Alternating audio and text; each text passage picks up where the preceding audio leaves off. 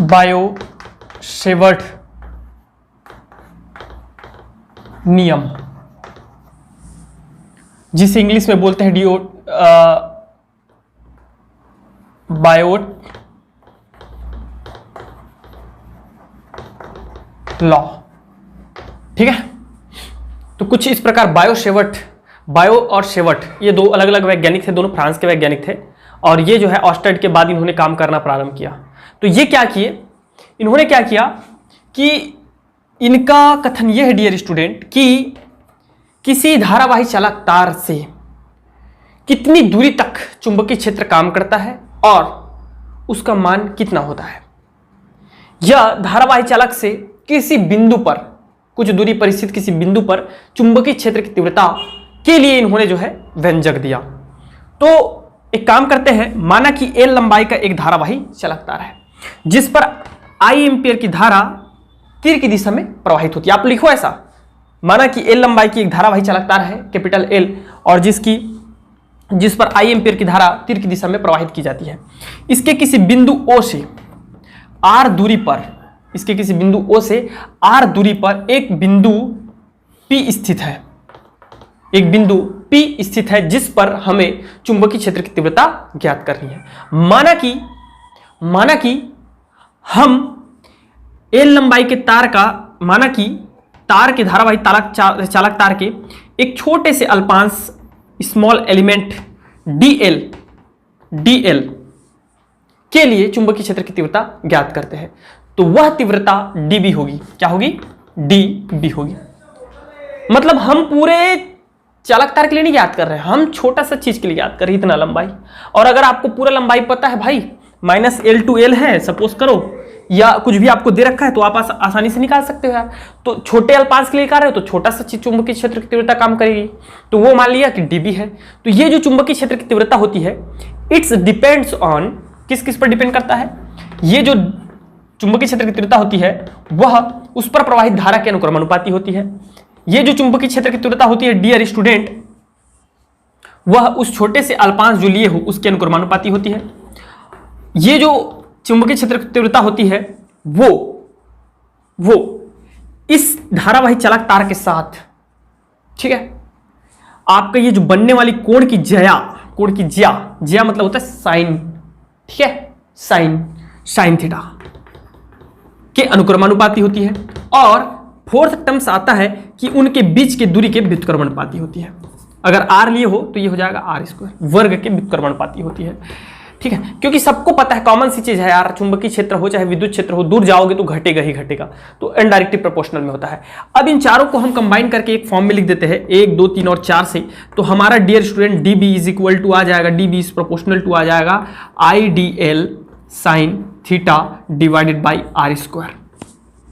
आ गया। जब इस प्रोपोर्शनल के साइन को जब हम लोग हटाते हैं तो dB इज इक्वल टू हो जाता है k IDL sine theta divided by r²। इतना चीज सबको क्लियर है?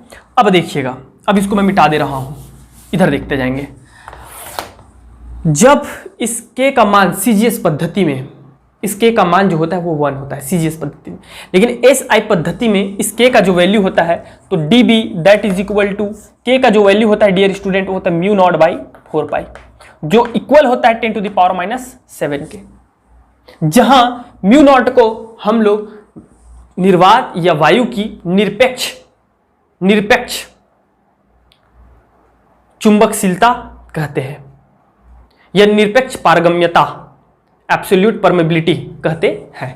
ठीक है, तो k इज इक्वल टू ये हो जाएगा, तो इस वैल्यू को वहां पे रख देंगे, तो dB इज इक्वल टू हम लोग का मिल जाएगा, हमें मिल जाएगा μ0/4π, ठीक है, और IDL sine theta divided by हमारा हो जाएगा r²। इक्वेशन नंबर, आप इसको एक काम कीजिएगा, A B C D दे देना, A B C D दे दीजिएगा, ठीक है, और इसको इक्वेशन नंबर 1 देना, इसको इक्वेशन नंबर 2 दे दीजिएगा, नहीं तो बहुत ज्यादा इक्वेशन हो जाएंगे।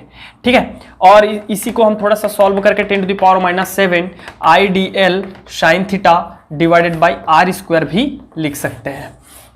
और इसका तो भाई मैं आपको पहले बता चुका हूं यार कि इसका मात्रक क्या क्या होता है। टेस्ला होता है, गाउस होता है, ऑस्टेड होता है, एम्पियर वेबर प्रति मीटर स्क्वायर होता है, ठीक है, एम्पियर प्रति मीटर होता है। तो ये सारे के सारे इनके जो है आपके यदि कंडीशन देख लेते हैं, क्या चीज, कंडीशंस।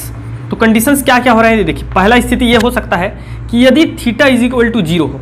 मतलब क्या है थीटा इज इक्वल टू 0 का मतलब क्या होता है, इधर देखिए, ये जो आप तार लिए थे, है ना, और आप इधर ज्ञात कर रहे थे क्या चीज को, किसी बिंदु पर। सपोज करते हैं कि इसी तार पर हम किसी बिंदु पर चुंबकीय क्षेत्र की तीव्रता ज्ञात करते हैं, तो एंगल क्या बन रहा है, 0 या तो 180, 0 या तो 180 बन रहा है भाई। तो 0 या 180 के केस में क्या होता है डियर स्टूडेंट्स, 180 के केस में क्या होता है आपका dB that is equal to 10 to the power -7 IDL sine 0 या 180। तो साइन 0 हो चाहे 180 हो, उसका वैल्यू हमेशा क्या होता है, 0 होता है। तो इस पूरे dB का वैल्यू क्या आ जा रहा है, dB का वैल्यू आ जा रहा है 0 आ जा रहा है। समझ में आ रहा है।